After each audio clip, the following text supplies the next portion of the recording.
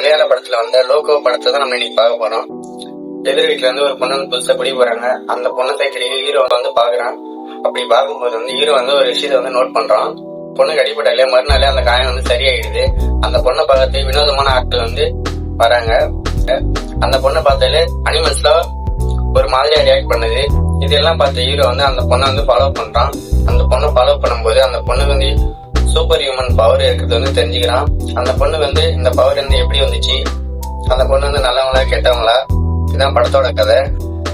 மலையாள மூவில இருக்கிற சில ஆக்டர் வந்து இதுல வந்து கேமியோ பண்ணியிருக்காங்க.